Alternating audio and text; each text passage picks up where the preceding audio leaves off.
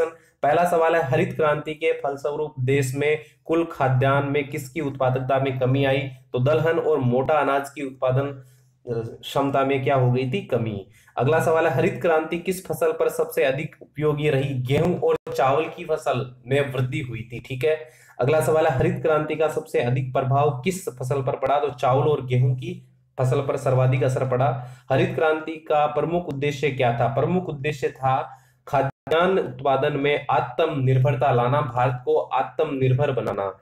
अगला सवाल, हरित क्रांति का जनक किसे कहा जाता है? Doctor MS. स्वामीनाथन को। आप सबको पता होना चाहिए इसके बारे में। अगला सवाल है, स्वच्छ जलीय मछली का उत्पादन करने वाला राज्य कौन सा है? स्वच्छ जलीय मछली पश्चिम बंगाल में उत्पादित की जाती है।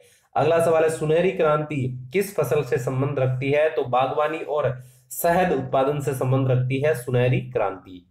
सब्जी उत्पादन में भारत का कौन सा स्थान है? तो द्वितीय स्थान यानी सेकंड नंबर पे आता है। अगला सवाल है, सब्जियों और फलों के उत्पादन में विश्व में भारत का कौन सा स्थान है?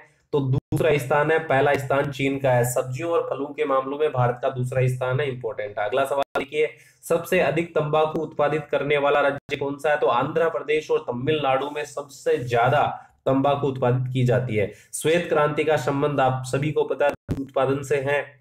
शुष्क भूमि के लिए सबसे अच्छी फसल कौन सी है? मूंगफली की फसल सबसे अच्छी फसल होती है शुष्क भूमि के लिए। विश्व में चावल के उत्पादन में चीन के बाद किस देश का स्थान है? तो भारत दूसरे स्थान पर है, चीन प्रथम स्थान पर है। विश्व में किसके उत्पादन में भारत का स्थान पहला है? तो आम, चीकू, खट्टा नींबू, केला, नारियल, काली मिर्च, अदरक, हल्दी, इन सभी के उत्पादन में भारत का प्रथम स्थान है। याद रखना सभी को। अगला सवाल है, वर्तमान में भारत में सकल घरेलू उत्पाद में कृषि और संबंध क्षेत्र का योगदान कितना है? अपडेट नहीं हुआ है, इसको 13.67 यहां पर दिया गया है। अगला सवाल है, वन से भरी भूमि का प्रतिशत कितना है? तो 21% है लगभग। अगला सवाल, रेसे वाली फसलें कौन सी होती है? कपास, जूट, सन आदि जो है यह रेसे वाली फसलें होती है। राष्ट्रीय रसदार फल अनुसंधान केंद्र कहां पर है? तो यह नागपुर में है।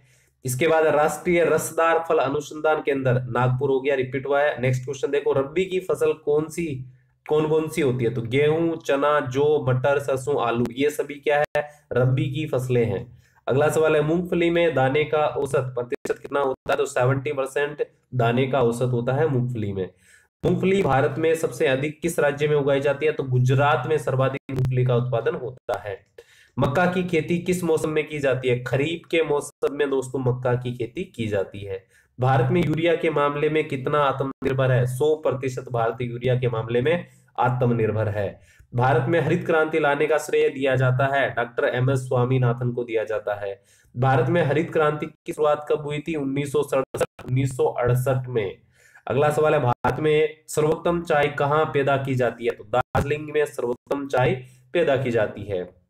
भारत में सबसे अधिक रेशम कहाँ पैदा होता है? तो कर्नाटक में सबसे अधिक रेशम पैदा होता है। भारत में सबसे अधिक कौन सी फसल उगाई जाती है? धान भारत में सर्वाधिक उगाया जाता है। अगला सवाल है, भारत में लंबे रेशे के कपास का आयात मुख्यतः कहां से होता है? संयुक्त राज्य अमेरिका से भारत जो है लंबे रेशे के कपास का उत्पाद जो है आयात करता है। अगला सवाल है, भारत में कुल कार्यशील जनसंख्या का कितने प्रतिशत कृषि में शामिल है? तो 64.5% कृषि कार्य में शामिल है।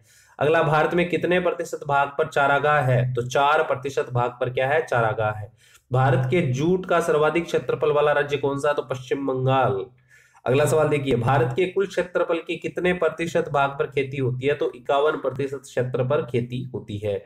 भारत के किस राज्य में गेहूं की खेती नहीं होती? तो तमिलनाडु के अंदर दोस्तों गेहूं की खेती नहीं होती है। भारत की कृषि सबसे अधिक किस पर निर्भर है? तो वर्षा पर निर्भर है सर्वाधिक भारत की कृषि। भारत का सबसे बड़ा सोयाबीन उत्पादक राज्य कौन सा है? तो मध्य प्रदेश भारत का सबसे बड़ा सोयाबीन उत्पादक राज्य है। भारत का सबसे अधिक खाद्यान्न उत्पादन करने वाला राज्य कौन सा? तो उत्तर प्रदेश सर्वाधिक खाद्यान्न उत्पादन करने वाला राज्य है। भारत का उर्वरक उत्पादन में विश्व में कौन सा स्थान है? तो तीसरा स्थान है उर्वरकों के उत्पादन में भारत का। अगला, बड़े पैमाने पर जूट की खेती किस नदी क्षेत्र में की जाती है? तो हुगली नदी के क्षेत्र में बड़े पैमाने पर जूट की खेती की जाती है। अगला सवाल है, बंजर भूमि तथा बिना उपयोग की भूमि का प्रतिशत भारत में कितना है? 24% भारत में ऐसी भूमि है जिसका उपयोग नहीं होता या वो बंजर भूमि है। अगला सवाल है, फल उत्पादन में भारत का कौन सा स्थान है? तो दूसरा स्थान है भारत का फलों के उत्पादन में। प्राकृतिक रबड़ में भारत का कौन सा राज्य अव्वल है? तो केरल राज्य अव्वल है। विश्व में केरल का चौथा स्थान है, इंपॉर्टेंट है। अगला सवाल है, नीलगिरी के पहाड़ी क्षेत्रों में कौन सी फसल उगाई जाती है? तो कॉफी की फसल उगाई जाती है। अगला सवाल है, नासिक किसकी खेती के लिए प्रसिद्ध है? तो अंगूर की खेती के लिए नासिक प्रसिद्ध है। नाली क्रांति का संबंध किससे है? तो सॉरी, नीली क्रांति का संबंध किससे है? मत्स्य उद्योग से है। अगला सवाल है, नारियल उत्पादन में भारत का विश्व में कौन सा स्थान है? प्रथम स्थान है नारियल के उत्पादन में, महत्वपूर्ण है। अगला, नकदी की फसल कौन कौन सी है? चावल इनमें से। अगला सवाल देखिए, देश में कुल कृषि योग्य भूमि के कितने प्रतिशत भाग पर गेहूं की खेती की जाती है? तो 15% भाग पर गेहूं की खेती होती है भारत में। दुग्ध उत्पादन में श्वेत क्रांति लाने का श्रेय किसे दिया जाता है? डॉक्टर वर्गीज कुरियन को दिया जाता है। अगला सवाल है, दूध उत्पादन में भारत का कौन सा स्थान है? भारत का प्रथम स्थान है। अगला सवाल, दलहन उत्पादन में भारत का कौन सा स्थान है? कौन सा राज्य आगे है? तो राजस्थान दोस्तों दलहन के उत्पादन में सबसे अग्रिम राज्य है। अगला सवाल है, तिलहन प्रौद्योगिक मिशन की स्थापना कब हुई थी? 1986 में की गई थी। तिलहन प्रौद्योगिक मिशन की स्थापना रिपीट हुआ है। अगला सवाल देखिए, तंबाकू उत्पादन में भारत का विश्व में कौन सा स्थान है? तंबाकू के उत्पादन में भारत का विश्व में कौन सा स्थान है? ये आपका सवाल है, तो तीसरा स्थान है। अगला सवाल है, झूम क्या है? कृषि का एक तरीका है। जायद की फसल कौन कौन सी है? खरबूजा, ककड़ी, खीरा, ये सब जायद की फसलें हैं। अगला, चावल का उत्पादन सर्वाधिक किस राज्य में होता है? तो पश्चिम बंगाल में सर्वाधिक होता है। अगला, गोल क्रांति किसके लिए चलाई गई? तो आलू उत्पादन के लिए दोस्तों गोल क्रांति चलाई गई। गुलाबी क्रांति का संबंध किससे है? तो झींगा उत्पादन से है गुलाबी कृषि का संबंध। खरीफ की फसल कौन कौन सी है? ज्वार, बाजरा, मक्का, चावल, तिल, ये सभी फसलें किसकी है? खरीफ की फसलें हैं। कौन सी क्रांति से संबंधित नहीं है? कृष्णा क्रांति, ये क्रांति से संबंधित नहीं है। केसर सबसे अधिक मात्रा में कहाँ उत्पादित की जाती है? तो कश्मीर के अंदर केसर सबसे अधिक मात्रा में उत्पादित की जाती है। केसर का एकमात्र उत्पादक राज्य जम्मू कश्मीर है, इंपॉर्टेंट है। कृषि शुष्क भूमि क्षेत्र अनुसंधान संस्थान कहां पर है? तो ये आपका है हैदराबाद के अंदर। अगला सवाल है, कृषि को उद्योग का दर्जा देने वाला प्रथम राज्य कौन सा है? तो महाराष्ट्र दोस्तों कृषि को उद्योग का दर्जा देने वाला पहला राज्य है।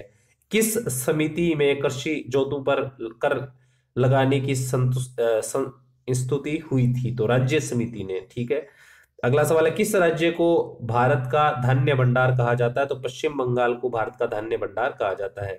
किस फसल के लिए पानी की अधिकता आवश्यक होती है किंतु जमाव नहीं? तो चाय के लिए पानी की आवश्यकता तो चाहिए लेकिन जमाव बिल्कुल नहीं चाहिए।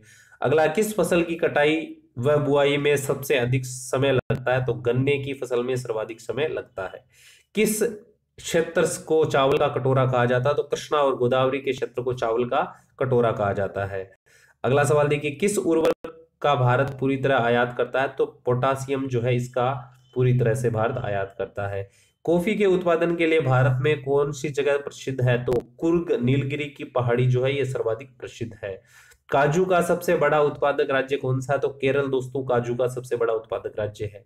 अंगूर की खेती के लिए कौन सा शहर प्रसिद्ध है? तो नासिक शहर प्रसिद्ध है। तो ये 75 क्वेश्चन मैंने आपको करवाए हैं। डेफिनेटली यहाँ से आपको 1 से 2 सवाल देखने को मिल सकते हैं क्योंकि जनरली ऐसे सवाल हर एग्जाम्स में पूछे जाते हैं और आईसीआर का एग्जाम तो एग्रीकल्चर से रिलेटेड है, तो डेफिनेटली यहाँ से सवाल आपसे पूछे जाएंगे।